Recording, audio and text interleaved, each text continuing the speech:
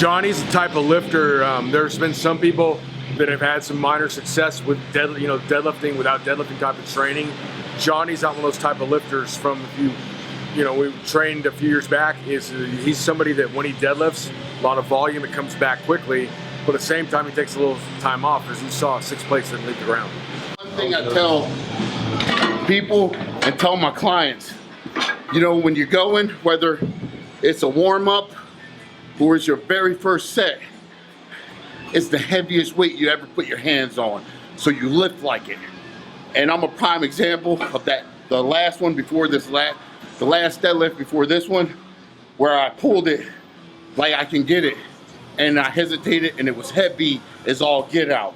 And this one, I pulled it because the other one was like, that was so hard, I may not get this one if I do it again. So I had to get my mind right.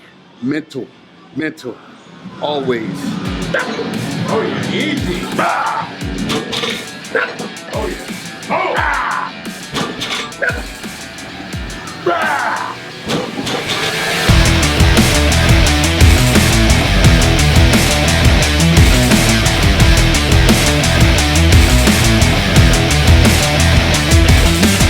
Well, Johnny, being a veteran here, he's a good established warm-up routine. So, and what he's doing right here would be more than I would typically advocate. Talked about warm-up before.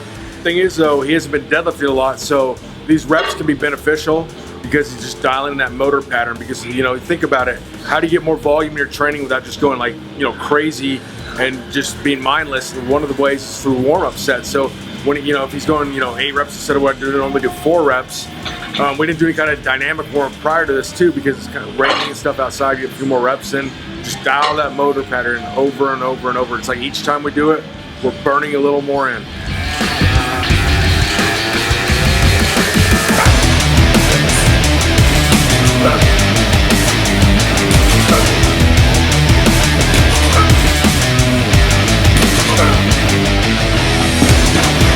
So with the belt, we talked before in the beginning of this, before we started this, about how the belt doesn't actually make you weaker if you because you're actually actively engaging your core as you brace against that belt. Using your belt is a skill. So don't just not wear it and think it's gonna show up meet day or max out day and gonna help you. You need some practice in it to maximize it, because you can hit beltless PRs all day long, throw it on and feel different.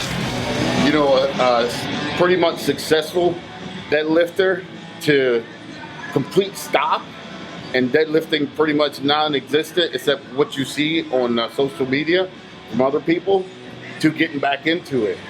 And yeah, nerves are firing off left and right for the last 2 days. Just being nervous about what can I do now? Can I get back to what I was? So it's nerve-wracking, but exciting nervousness for sure. There we go. Come on. Yeah, come on.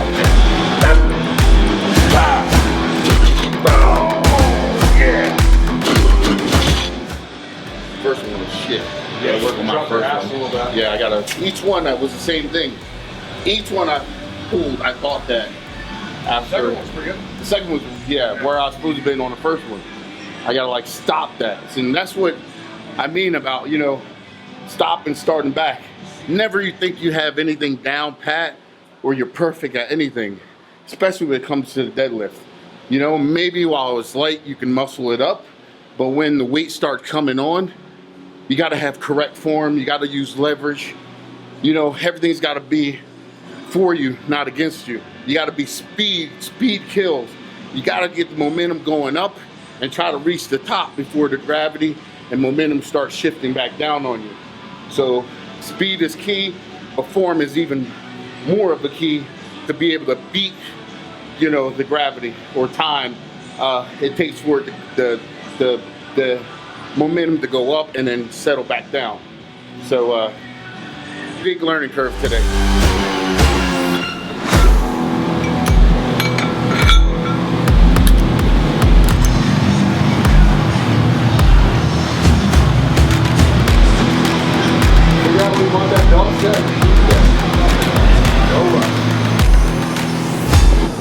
Come on, wrestle.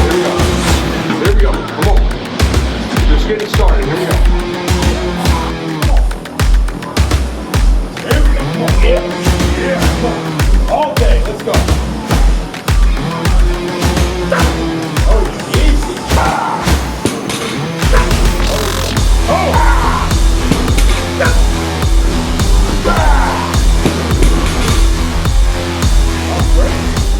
This is solidifying 700. I can already see he's gotten better from from missing that 585. I guarantee you we can do 585 for 3. We're not going to do that today because 705, 8 weeks from now, is the only objective. We're like a monk on a mission. This is a monastery, and we're meditating, taking this in. It's a beautiful thing.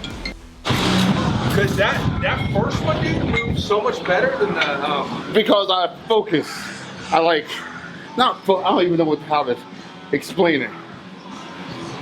Pulled it like I couldn't get it. Yeah. That's how I did it. The other one, I pulled it like I can get it, and then that's what happened. You know, we're not like professional cinema producers, so if he missed that, I don't know what the hell we take this serious, so he better get it. All right, so now what we're gonna do is speed set. So this is the objective here, this is what's gonna build your technique, you know, force, mass times acceleration. So you're gonna get more out of these than you are going with a heavy weight. Every single rep, you know, perfect type technique, perfect tightness, perfect tension. Explode as hard as you can, maintaining perfect technique. So you think about that over the course of, you know, just a few weeks, if you get maximum force to every rep. I mean, we're gonna do 6 sets of 3 with a 60-second break. Imagine that. If the intent to be explosive, you got 18 reps with max force without just totally frying your central nervous system. Wow. And I guarantee you 705, every set, every rep, perfect technique, compensatory, accelerate that way, you got it. There we go. Woo! Time to go to work. Let's go. Yep. Oh! That's slow, good. There you go. Doing pretty good. One was off. Okay. Going to 60-second rest interval. You know, he's a pull these as fast as possible. Excuse the nomenclature, but this is a total no Vaseline style.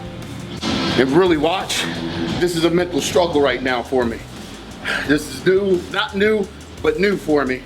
And trust me, everybody go through it. And I've been through it before, I'm going through it now. It's a mental struggle, but you gotta fight, baby. You have to fucking fight.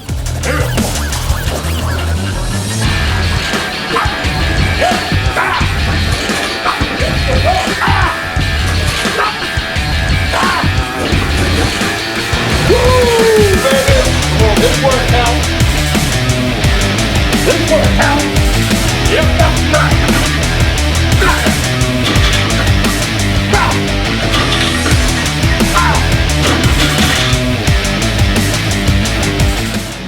Perfect. He looked better and better and better.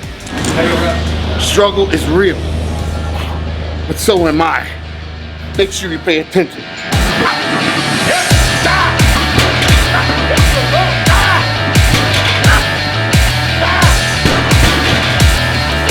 Holy shit. That's fucking awesome. Damn it. I might go home and kick the dog and slap my wife. Shit. Somebody call my mom.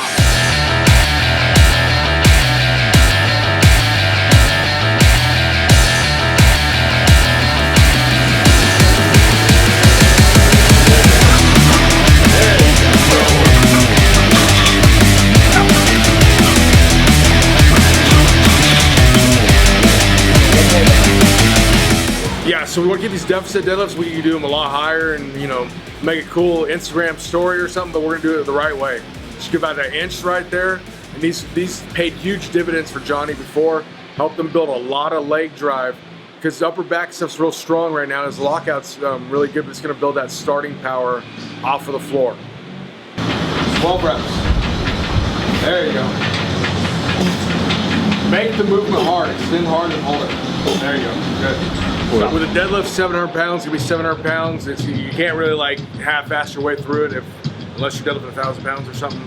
But if your max is 720, you can't half-ass a 700 pound deadlift. It won't come up. With the pull-throughs here, to maximize it, what we're doing here is you see Johnny did a good job of making a hinge pattern there. He's pushing his ass back, get a good stretch, and forcefully shooting his hips through, then squeezing his arse right as he comes through. Boom. Okay, squeezing it. Not trying to hyperextend his back.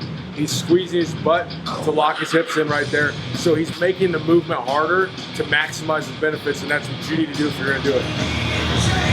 There you go. Yeah, for sure. After doing the deadlift there and getting that, you know, a great amount of blood pushed in your back, this feels really, really, really good. Getting it to flow in and out of the muscle, you know? So doing this after has more benefits than one. For one, help you flush out the blood that's stuck in there. And number two, just makes the lockout better and stronger. This is lower impact on Johnny's back than a kettlebell swing would be, and it's also a heavy kettlebell swing at that. Also, all these movements are stuff you can do in a commercial gym. So if you're at you don't have to be at like a world famous, like legendary gym to do this kind of work. Also, if you're training in your garage, you don't have very much. You can do this with a band. I mean, just instead of using a cable, tie up a band, do it that way. You get a lot out of it still.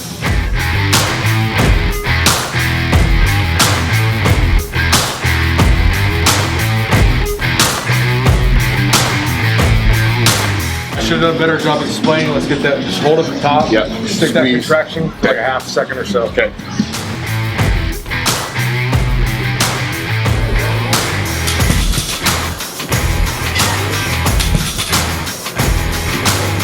Little's ab isolator, but instead we're going to build our core with some Suitcase deadlifts to get the byproduct of the grip too. So not only it's going to be taxing on your overall core development, it's also be your grip. So you got, if you don't wear straps on this, like yes, we could get heavy enough for grip would like you could wear straps. I don't want to do that.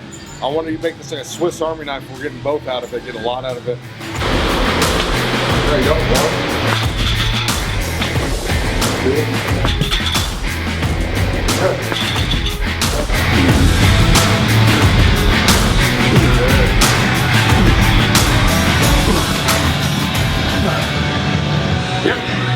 Hey, Josh Bryant and Johnny Jackson. We're coming here from Hurst, Texas at JOJ Fitness.